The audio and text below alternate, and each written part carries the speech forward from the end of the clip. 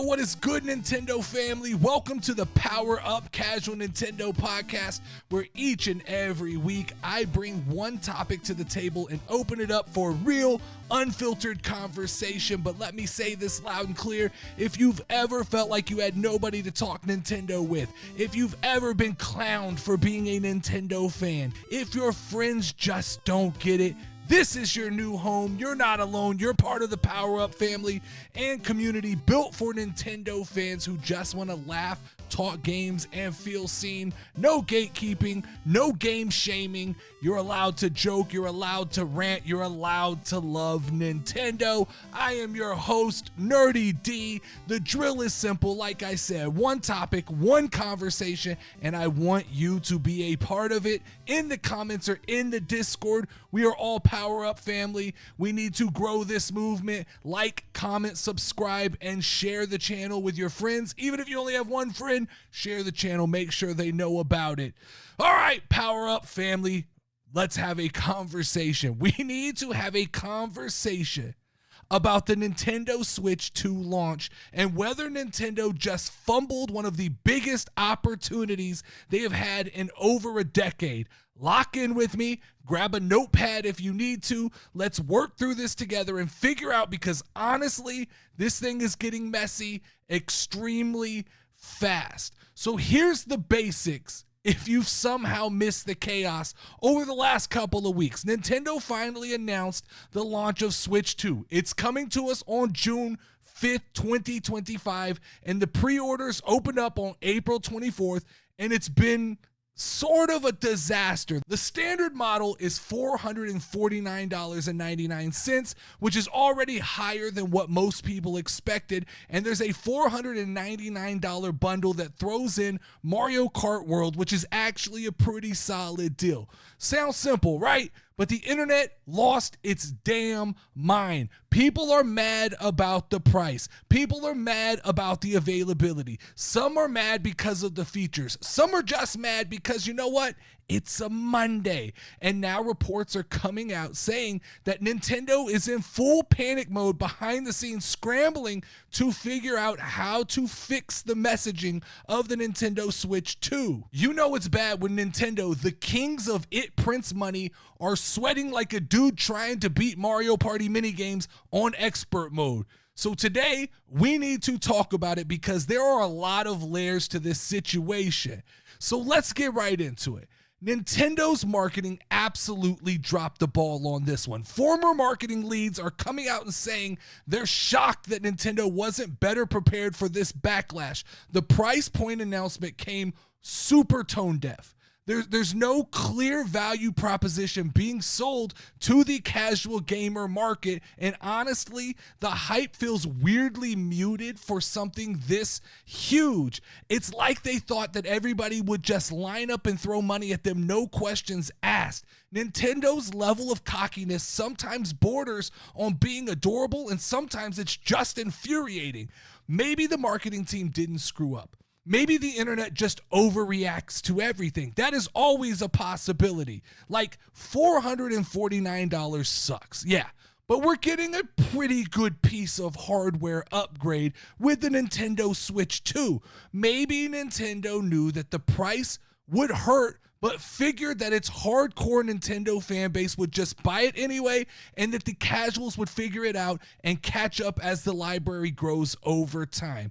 I mean, if the Wii U survived, there's no way that the Nintendo Switch 2 will not figure out how to tread some of these murky waters. So here's a question for you guys. Did Nintendo actually screw this up? Or are we just conditioned now to freak out over anything that cost over $399? So moving on, let's talk about the actual piece of hardware. According to hands-on impressions, the Switch 2 is bigger, it's faster, it has a better battery, and get this, it has mouse controls built in for certain games. And that's objectively cool. Like, it's not just a boring refresh. Nintendo is dragging the hardware into the modern age quite a bit. I mean, it's a handheld that finally doesn't feel like it's running on hopes and prayers. You could count me in for the Switch 2, but when you step back and you really look at these specs up close, This isn't a mind-blowing innovation either. It's still fundamentally the same Switch concept. The screen's bigger, cool. Mouse controls, don't know if I'll ever use them.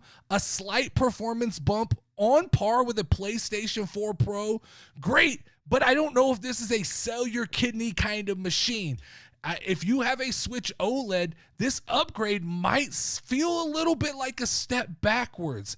So here's the second thing I need to hear from you guys. Are these new features worth the hype? Or is this just a Switch 1.5 with a price tag that could break some people's wallets? So here's the last thing that we've got to hit. Some people are hyped. We're getting Mario Kart World out of the gate. A full brand new Mario Kart. Not a remake, not a remaster. This is an entire new series. We should be getting a Metroid Prime and some other third-party stuff. That's a pretty stacked launch compared to some game consoles. But like if you told 10-year-old me that all I was getting was a new Mario Kart on day one of a console launch, I don't know how excited I would be for that console to come out. But for a lot of folks, this is feeling light. Zelda, nowhere to be seen. Nothing on the Smash Bros. Front. Animal Crossing, complete silence. And let's be real, a lot of these third-party games that were being announced are on other consoles as well, and they will play better on those other consoles. It is a better launch than the Wii U had. I will not deny that. But it's not exactly a drop everything and pre-order launch either. Here's the reality. I'm honestly more excited about upgraded graphics on Breath of the Wild and Tears of the Kingdom than I really am about any of these new games that are coming out within the first year of Nintendo Switch. So here's my last question for you guys.